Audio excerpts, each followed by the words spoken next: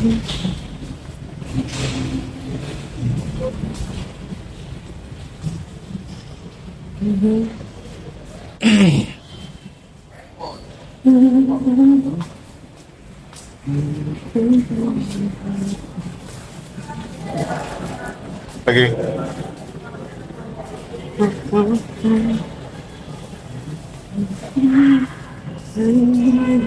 Hai guys.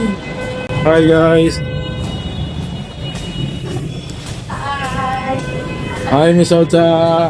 Hai, semangat. Semangat Miss Ocha. Kalian ngapain di situ? Masuk. Bye bye.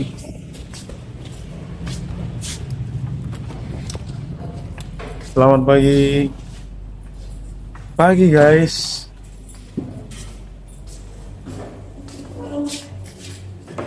Well.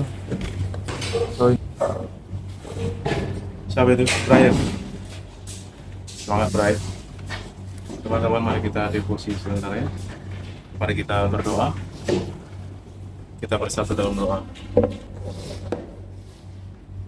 Bapa yang di surga, Bapa yang baik, Bapa yang sangat baik bagi kami dan tetap setia mengasihi kami, sekalipun kadang bahkan mungkin sering Tuhan menemukan kami tidak setia, tapi Engkau tetap setia bagi kami. Tuhan, terima kasih untuk kasih setiamu dan kebaikanmu dalam hidup kami. Terima kasih untuk penyertaan Tuhan dalam hidup kami sampai hari ini, sampai saat ini. Jikalau bukan karena tangan Tuhan yang penuh kasih dan kuasa yang menyertai kami, tentu kami tidak dapat berdiri dan ada sampai saat ini. Kami bersyukur kepada Tuhan. Kami berjanji segenap hidup kami gerakkan untuk menyenangkan Tuhan, untuk melakukan apa yang benar. Oleh sebab itu pagi ini kami kembali mau mendengar firman Tuhan, berbicara bagi kami, terangi hati dan pikiran kami dengan firman-Mu sehingga gerak langkah hidup kami bisa selaras dengan kehendak Tuhan saja. Dalam nama Yesus kami berdoa. Amin.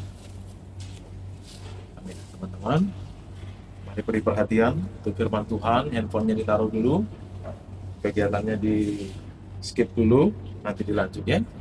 Bisa bacakan firman Tuhan bagi kita. Diambil dari Yeremia pasal 10, kitab Yeremia Perjanjian Lama.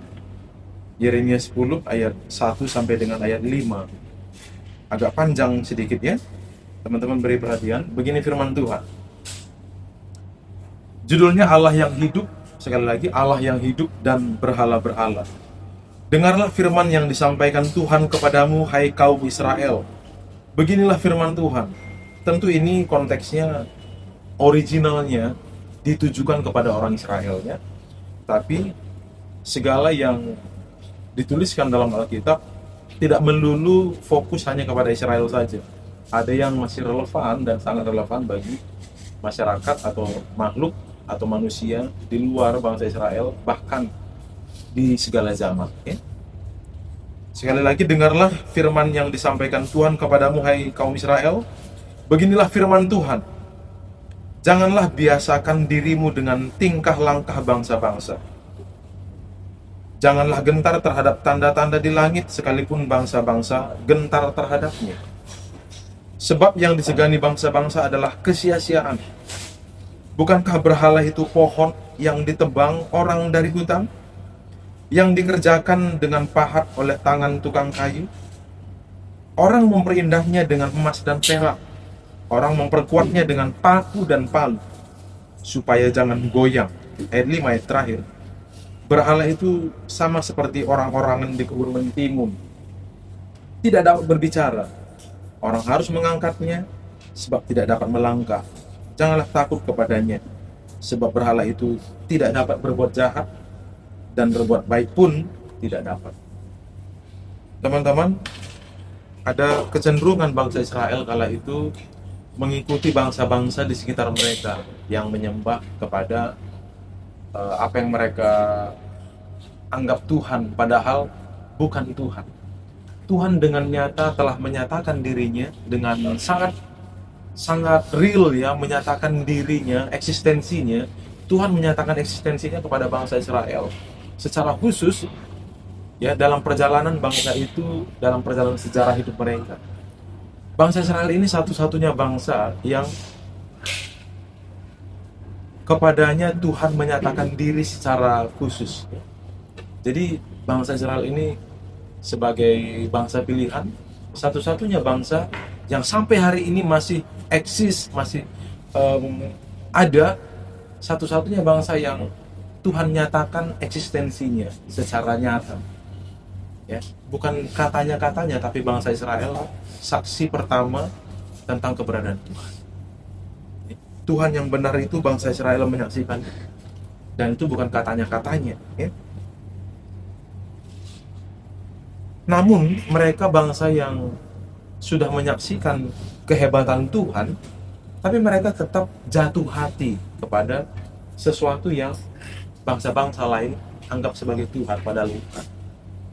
Bangsa Israel sempat jatuh hati, maksudnya beralih kepada Tuhan yang lain, yang bukan. Tuhan bilang, bukankah berhala itu pohon kayu yang ditebang orang dari hutan, yang dikerjakan dengan pahat oleh tangan tukang kayu? Ia tidak dapat berbicara, orang harus mengangkatnya sebab tidak dapat melangkah.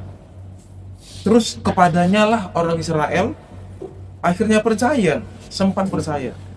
Mari kita belajar dari pengalaman bangsa Israel untuk hanya mempercayai Allah yang hidup, Tuhan yang hidup. Namun berbicara mengenai berhala, perhatikan guys, Rafa, berbicara tentang berhala, berhala itu tidak hanya dalam wujud sesuatu yang tampak mata, ya, seperti patung atau apapun itu. Ada yang berhalanya cincinnya, ada yang berhalanya itu rumahnya, ada yang berhalanya itu harga dirinya, ada yang berhalanya pencapaiannya. Jadi berhala itu nggak melulu, nggak selalu something physically. Berhala itu segala sesuatu yang kita tempatkan di hati kita melebihi Tuhan, itu berhala. Ya.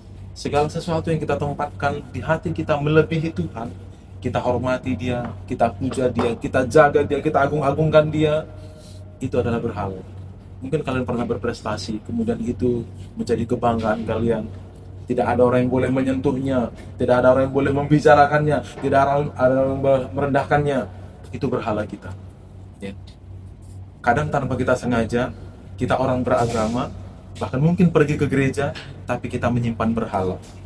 Berhala itu bisa saja harga diri, bisa pencapaian, bisa keberhasilan, bisa uang kita, bisa prestasi kita, bisa hal-hal yang kita miliki, yang kita kasihi, yang kita jaga melebihi dari Tuhan. Teman-teman harus hati-hati, ya. Jangan berpikir kalian bukan penyembah berhala. Kadang-kadang bahkan sering kita temukan kita ini ateis praktis. Di gereja kita bisa menemukan banyak ateis praktis. Apa maksudnya ateis praktis?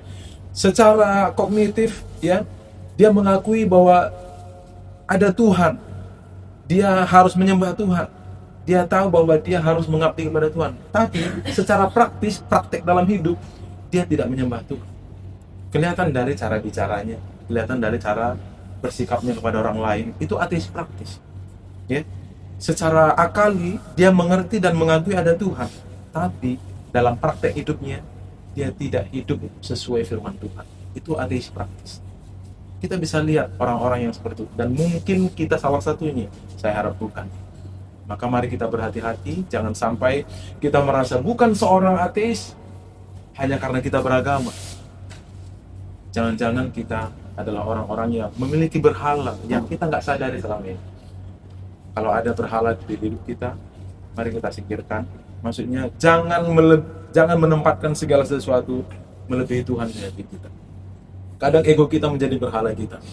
Kita sakit hati, kita mau balas, kita simpan sakit hati, kita dendam, kita mau balas dia. Itu berhala loh. Sementara Tuhan katakan ampuni, kasihi, doakan. Nah, kalau kita memang tidak memiliki berhala, maka hidup kita gerakkan sesuai dengan kehendak Tuhan. Hanya Tuhan satu-satunya dalam hidup kita. Ya? Mari kita berdoa. Tuhan, kami mohon ampun jikalau tanpa kami sadari, bahkan mungkin dalam kesadaran penuh, ada berhala, ada sesuatu yang kami simpan, kami jaga, bahkan kami puja melebihi Tuhan dalam hidup kami. Mungkin prestasi kami, mungkin nama baik kami, mungkin harta kami, mungkin kepintaran kami, mungkin barang-barang tertentu yang akhirnya menyita perhatian kami dan akhirnya memalingkan perhatian kami dari Tuhan kepada hal-hal itu. Kami mohon ampun, dan pagi ini kami diingatkan agar tidak ada berhala dalam hidup kami, agar juga kami menjadi seorang yang percaya Tuhan tidak hanya secara akali tapi juga dalam praktik kehidupan. Kami adalah orang-orang beriman. Kami tahu ini bukan sesuatu yang mudah, maka kami memohon pertolongan-Mu ya Tuhan. Roh-Mu yang kudus kiranya menyertai kami. Dalam nama Yesus kami berdoa. Amin. Amin. Teman-teman, selamat pagi.